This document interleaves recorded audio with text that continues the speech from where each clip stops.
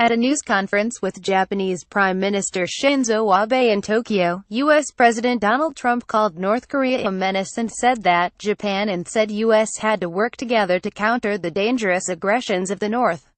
The North's nuclear program was a threat to the civilized world and international peace and stability, he told reporters.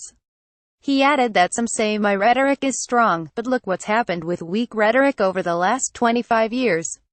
Read more. Trump's Japan trip, a symbolic show of solidarity. He reiterated his bullish stance that the era of strategic patience was over and that all options are on the table. A similarly hawkish Abe welcomed the U.S.'s policy, saying that the two countries agreed 100% on North Korea and that it was now crucial to exert maximum pressure on the repressive regime. Trump-Japan winning in trade relationship. Earlier on Monday, President Trump told American and Japanese business leaders that Japan had been winning the trade relationship with the U.S. for the last many decades. Trump speaking to business leaders in Tokyo. The U.S. has suffered massive trade deficits with Japan, he said, adding that current trade arrangements were not fair and not open. Trump praised Japan for buying U.S. military hardware but lamented that while many millions of cars are sold by Japan into the United States, virtually no cars go from the United States into Japan. Trump also said he expects Japan to purchase massive amounts of military equipment from the United States. Japan will be able to shoot missiles from North Korea out of the sky with that equipment. Abe replied that Japan would only shoot down missiles if absolutely necessary. New economic ties without TPP. The U.S. leader said he wanted to reshape the two nations' economic ties, and despite abandoning the Trans-Pacific Partnership (TPP), which the U.S. had negotiated with several Asian and North and South American countries, Trump said he wanted more trade than anyone ever thought under TPP.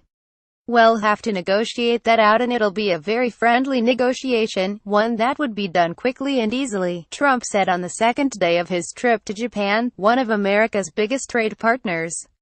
Trump's remarks tally with his election promises to U.S. voters to negotiate better trade terms for the U.S. and to bring back millions of jobs that have moved overseas over the past 2 decades. His strategy has been criticized as being protectionist. Trump is in Tokyo as part of a 12-day Asian tour that will be dominated by trade talks and the North Korean standoff. Read more. North Korean defector pushes for diplomacy and U.S. testimony open to talks on North Korea. In an interview with the U.S. TV show Full Measure, Trump said he would certainly be open to meeting North Korean leader Kim Jong-un. I would sit down with anybody. I don't think it's a strength or weakness. I think sitting down with people is not a bad thing, he said in remarks made before he left for Asia. But he added that talks may still be some way off. The president has previously vowed to totally destroy North Korea if it threatened the U.S., after Pyongyang stepped up its nuclear and ballistic missile tests. Trump's 5-nation tour of Asia will also take in South Korea, China, Vietnam and the Philippines.